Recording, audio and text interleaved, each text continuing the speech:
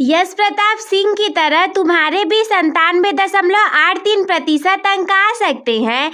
क्यों? क्योंकि मिल गया है हमें विज्ञान का बोर्ड वाला पेपर लीक। बिल्कुल यही पेपर तुम्हारे भी एग्जाम में बनने वाला है। देख करके जाना, अगले टॉपर तो तुम ही बनोगे। बोर्ड से चुरा लाई असली पेपर, देख के जाना वरना पछताते रह जाओगे। और बिल्कुल ऐसा ही पेपर तुम्हारे एग्जाम में आने वाला है। छोटा सा वीडियो है, पूरा पेपर दिखा करके जाएंगे और वीडियो डिलीट होने से पहले देख लेना। तो चलो फटाफट से बिना टाइम वेस्ट किए पूरे पेपर को हम देख लेते हैं। पेपर कोड नोट कर लेना, 824 BAR कोड है। ये पेपर कोड नोट कर लो, 824 BAR। और सबसे पहले खंड अ उपभाग पहले देखते हैं। तो सबसे पहला क्वेश्चन आपके एग्जाम में क्या बनेगा कि दो दर्पणों M1 तथा M2 की फोकस दूरी क्रमशः धनात्मक एवं ऋणात्मक है, तो कौन सा दर्पण वाहन के हेडलाइट में प्रयुक्त होगा। इसके लिए यहाँ पे 4 ऑप्शन है, केवल M1, केवल M2, M1 M2 दोनों, या फिर न तो M1 न ही M2। देखो अगर सॉल्यूशन चाहिए तो वीडियो के नीचे लिखो कमेंट बॉक्स में सॉल्यूशन, और मैं आप सभी के लिए अगला वीडियो इसी के सॉल्यूशन के ऊपर ही लेकर के आऊंगी। लेकिन अगर चाहिए कमेंट करोगे तब, नहीं चाहिए तो पेपर दे करके जाओ, खुद से सॉल्व कर लेना। दूसरा क्वेश्चन क्या है कि दो लेंसों P तथा Q की शक्ति क्रमशः धनात्मक तथा ऋणात्मक है, कौन सा लेंस निकट दृष्टि दोष के उपचार हेतु प्रयुक्त होता है। केवल P वाला, केवल Q वाला, P और Q दोनों, या फिर न ही P न ही Q। तीसरा क्वेश्चन देखो क्या है कि एक श्वेत प्रकाश कांच के प्रिज्म से, एक श्वेत प्रकाश जो है ये कांच के प्रिज्म से न्यूनतम विचलन दशा में गुजरता है, और यदि आपतन कोण तथा निर्गत कोण का अनुपात x होगा तो x 1 से बड़ा होगा, x 1 से छोटा होगा, x 1 के बराबर होगा, या फिर इनमें से कोई नहीं।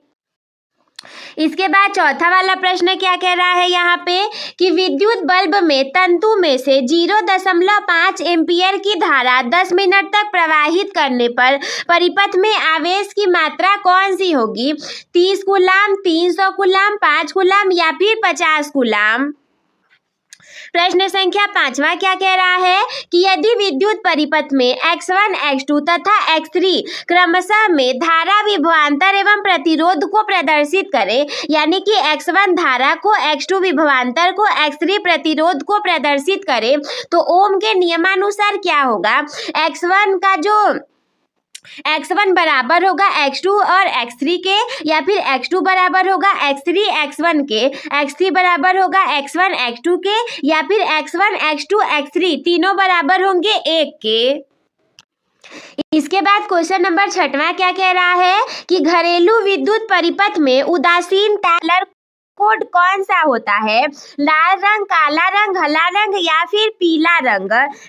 प्रश्न संख्या 7वां कि एक चुंबकीय क्षेत्र B चित्रानुसार कागज के तल में है तथा एक इलेक्ट्रॉन चुंबकीय क्षेत्र B के लंबवत प्रवेश करता है, तो इलेक्ट्रॉन पर लगने वाले बल की दिशा क्या होगी। ये आपका चुंबकीय क्षेत्र B दिया हुआ है और एक इलेक्ट्रॉन ऐसे चुंबकीय क्षेत्र B के लंबवत ऐसे प्रवेश कर रहा है, तो इलेक्ट्रॉन पर लगने वाले बल की दिशा क्या होगी। बाईं तरफ, दाहिनी तरफ, कागज के तल के लंबवत ऊपर की ओर, या फिर कागज के तल के लंबवत नीचे की ओर। खंड अ वाला आपका जो था उपभाग पहला वाला वो फिजिक्स से रिलेटेड था। अब खंड अ का उपभाग दूसरा जो है ये आपके केमिस्ट्री यानी कि रसायन विज्ञान से रिलेटेड होगा। तो सबसे पहला ही मोस्ट इंपॉर्टेंट क्वेश्चन कि निम्नलिखित अभिक्रिया एक उदाहरण है, ये कौन से अभिक्रिया का उदाहरण है। ZnO+C दे देगा Zn+CO, रेडॉक्स अभिक्रिया का, विस्थापन अभिक्रिया का, अपघटन अभिक्रिया का, या फिर संयोजन अभिक्रिया का। नेक्स्ट क्वेश्चन नंबर 9वां क्या कह रहा है कि NaH2PO4 एक उदाहरण है, किसका उदाहरण है। साधारण लवण का, अम्लीय लवण का, क्षारीय लवण का, या फिर मिश्रित लवण का। देखो क्वेश्चन नंबर 10वां क्या है कि निम्न में से कौन सा ऑक्साइड अम्ल तथा क्षार दोनों से अभिक्रिया करता है। CaO calcium oxide, Mg magnesium oxide, Al2O3 aluminium oxide, या फिर Na2O3 डाई सोडियम ऑक्साइड। कौन सा है जो अम्ल और क्षार दोनों से अभिक्रिया करता है। प्रश्न संख्या 11 कि ब्यूटेनोन 2 का संरचना सूत्र क्या होगा? ये पहला वाला, दूसरा वाला, तीसरा या फिर चौथा वाला? इसके बाद प्रश्न संख्या 12 एसिटिलीन का IUPAC नाम क्या होगा? एसिटिलीन, एथीन, एथाइन या फिर एथेन? इसके बाद 13वां प्रश्न है सामने कि एक तत्व X का परमाणु क्रमांक 20 है, तो ये क्या होगा? अधातु, अक्रिय गैस, धातु या फिर इनमें से कोई नहीं, ये आपको बताना है। इसके बाद खंड अ का आपका उपभाग तीसरा वाला आएगा। खंड अ में देखिए 3 उपभाग थे। पहले उपभाग में आपका फिजिक्स का पेपर था, दूसरे उपभाग में केमिस्ट्री का था और ये तीसरा उपभाग आपके रिलेटेड होगा बायोलॉजी से, यानी कि जीव विज्ञान से। तो इसमें 14वां प्रश्न क्या कि मानव हृदय में उल्टी दिशा में रुधिर प्रवाह को रोकना सुनिश्चित करते हैं कौन? विभाजिका, महाधमनी, दायां निलय या फिर वॉल्व? इसके बाद प्रश्न संख्या 15 आपका यहाँ पे क्या कह रहा है कि पौधों में प्रकाश का अवशोषण कौन करता है? माइटोकॉन्ड्रिया, हरित लवक, रंध्र या फिर उपरोक्त सभी? प्रश्न संख्या 16 क्या कह रहा है कि पाइरुवेट अणु में कितने कार्बन पाए जाते हैं? 8 कार्बन, 6 कार्बन, 3 कार्बन या फिर 4 कार्बन? इसके बाद प्रश्न संख्या 17 आपके सामने है कि आनुवंशिकी के जनक कौन है? डार्विन जी, ग्रेगर जॉन मेंडल जी, ह्यूगो डी ब्रीज जी या फिर डॉक्टर हरगोविंद खुराना? प्रश्न संख्या 18 की बात करें, पारिस्थितिक तंत्र में ऊर्जा का प्रवाह किधर की तरफ होता है? एक दिशीय, द्विदिशीय, बहुदिशीय या फिर चक्रीय? देखो प्रश्न संख्या 19 कि मस्तिष्क उत्तरदायी है किसके लिए? सोचने के लिए, हृदय स्पंदन के लिए, शरीर का संतुलन बनाने के लिए या फिर उपरोक्त सभी चीजों के लिए? हम जानते हैं 20 आपके MCQ आते हैं, तो ये आखिरी हमारा MCQ है कि मास्टर ग्रंथि क्या है? मास्टर ग्रंथि इसमें से कौन सा है? थाइमस ग्रंथि, एड्रिनल ग्रंथि, पीनियल का या फिर पीयूष ग्रंथि? अब देखिए जैसे खंड हमारा 3 उपभागों में था, फिजिक्स, केमिस्ट्री, बायोलॉजी 3, वैसे ही खंड ब भी आपका वर्णनात्मक प्रश्नों के उपभाग पहले, दूसरे, तीसरे में विभाजित होगा।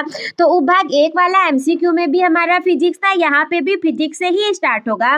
सबसे पहला का पहला क्वेश्चन 2 अंकों के लिए कि एक 5 सेंटीमीटर आकार की वस्तु 40 सेंटीमीटर वक्रता त्रिज्या के अवतल दर्पण के ध्रुव से 30 सेंटीमीटर दूरी पर रखा गया है, तो निम्नलिखित की गणना कीजिए। कौन कौन से चीज की? दर्पण की फोकस दूरी की तथा दर्पण के ध्रुव से पर्दे की दूरी जिस पर स्पष्ट प्रतिबिंब प्राप्त हो। इसके बाद दूसरा वाला प्रश्न आपको इसमें मिल जाएगा कि अवतल लेंस से प्रतिबिंब बनने का किरण आरेख आपको बताना है 2 अंकों के लिए।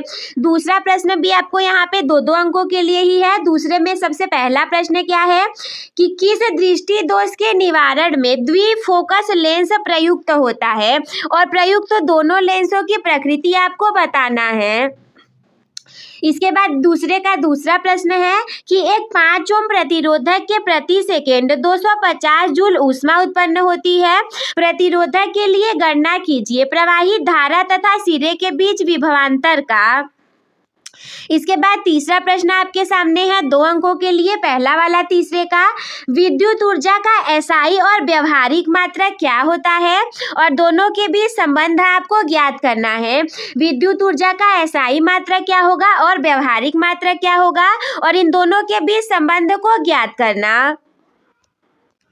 वो तीसरे का आपका पहला क्वेश्चन था, ये तीसरे का दूसरा क्वेश्चन है 2 अंकों के लिए। एक अनंत लंबाई के सीधे धारावाही चालक के समीप उत्पन्न चुंबकीय क्षेत्र किन कारकों पर निर्भर करता है? इन चुंबकीय क्षेत्र की दिशा ज्ञात करने के लिए कौन सा नियम प्रयुक्त होता है? इसके बाद चौथा प्रश्न में 2 प्रश्न आपको मिल जाएंगे 4 अंकों के लिए, और यहाँ पे है 2 अंकों के लिए। तो 4 अंकों वाला क्या है कि एक 2.5 सेंटीमीटर लंबाई की वस्तु प्लस 10 डायोप्टर शक्ति वाले लेंस के मुख्य अक्ष के लंबवत रखा जाता है। तो लेंस के प्रकाशिक केंद्र से दूरी 15 सेंटीमीटर है। वस्तु के प्रतिबिंब के लिए ज्ञात करिए क्या? प्रकृति, स्थिति, आकार और आवर्धन। इसके बाद दूसरा इसी में है कि घरेलू परिपथ में प्रयुक्त निम्नलिखित युक्तियों के महत्व क्या क्या होंगे। फ्यूज तार का और भू संपन्नकरण तार का महत्व क्या होगा आपके 2 अंकों के लिए। अगर आप ये न करना चाहें तो अथवा के रूप में दूसरे 6 अंक का आपको प्रश्न मिल जाएगा। आप इन दोनों को कर सकते हैं। इसके लिए 2 है, इसके लिए 4 अंक। तो पहला क्या है कि घरेलू परिपथ में प्रयुक्त 3 तारों के नाम और कार्य लिखिए जिनके रोधन आवरण का रंग निम्नलिखित होता है, लाल, काला और हरा रंग।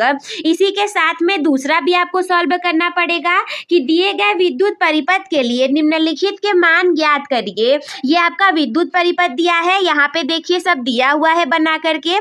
10 वोल्ट का यहाँ पे विभवांतर है, 5 ओम का यहाँ प्रतिरोध है, 5 ओम का यहाँ है, 2.5 ओम का यहाँ है और 5 ओम का यहाँ प्रतिरोध है। वृत्ताकार आपका परिपथ बना है। तो दिए गए विद्युत परिपथ के लिए निम्नलिखित के मान ज्ञात करिए। बिंदु ए और सी के बीच परिणामी प्रतिरोध, ये बिंदु ए और सी के बीच परिणामी प्रतिरोध क्या होगा और परिपथ में ये जो प्रवाहित धारा आई है इसका आपको मान ज्ञात करना। तो खंड अ वाला हमारा था जो कि कंप्लीट हो गया। अब हम खंड ब वाले को देखेंगे, उपभाग दूसरे वाले को, सेक्शन बी जो कि हमारे केमिस्ट्री से रिलेटेड होगा। तो यहाँ चारों प्रश्न के लिए 1-1 अंक निर्धारित है, यानी कि चारों सही करने पर आपको 4 अंक मिल जाएंगे। एक प्रश्न के लिए 1 अंक। निम्न अभिक्रियाओं को पूरा करिए। CH3COOH प्लस NaHCO3 ये क्या देगा? A plus B plus C, यानी कि यहाँ पे A का मान क्या होगा, B मान क्या होगा और C का मान क्या होगा। बी वाला अभिक्रिया है CH3CH2OH प्लस कंसंट्रेटेड H2SO4, तो ये क्या देगा आपको। सी वाला है कि PbNO3 का होल ट्वाइज और ये आपका सॉलिड स्टेट में है, हीट के प्रेजेंट में गर्म करेंगे तो क्या बनेगा, A plus B plus C में क्या बनेगा।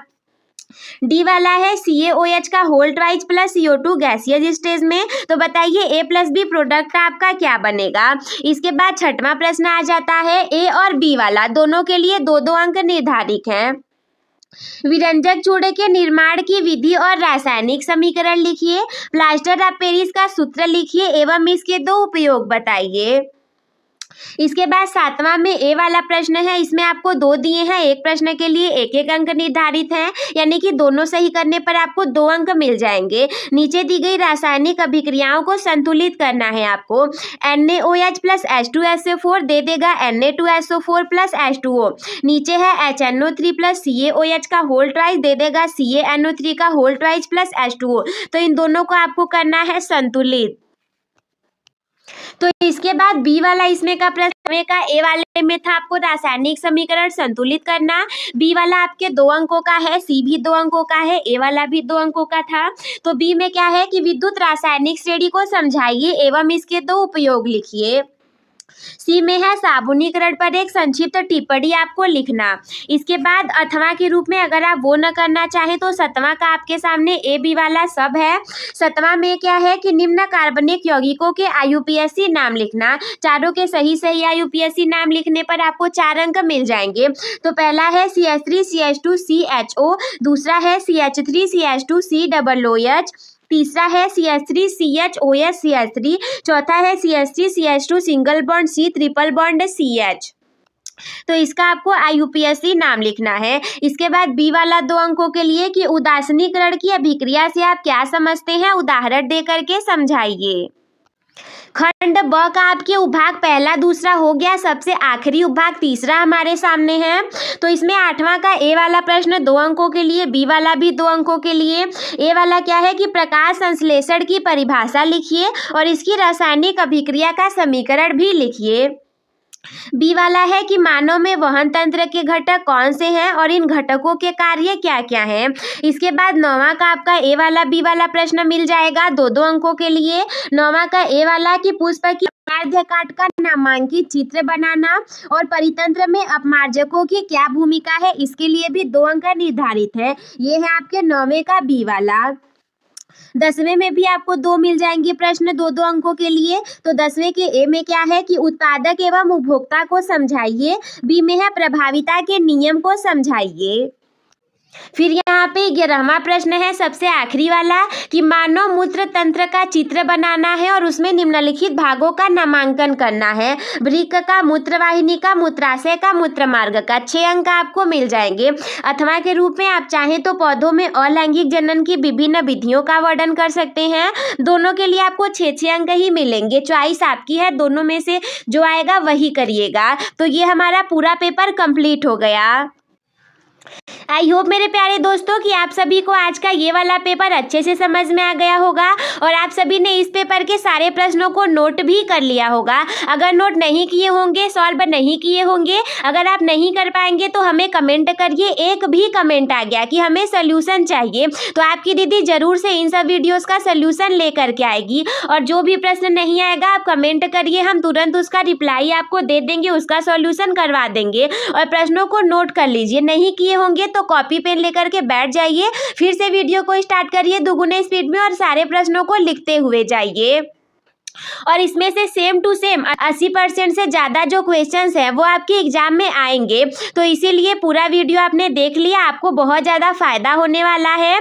और अगर चैनल पर नए हैं तो चैनल के साथ बने रहिए। ऐसी ही इंपॉर्टेंट वीडियोस बोर्ड एग्जाम की दृष्टि से कक्षा 10 वालों के लिए इस चैनल पर आप सभी को मिलती रहती है। तो कोई डाउट होगा तो कमेंट में हमसे पूछना ना भूलिएगा। हम मिलते हैं आपसे किसी अगले वीडियो में। तब तक के लिए धन्यवाद। बोर्ड एग्जाम की तैयारी अच्छे से करते रहिए आप सभी।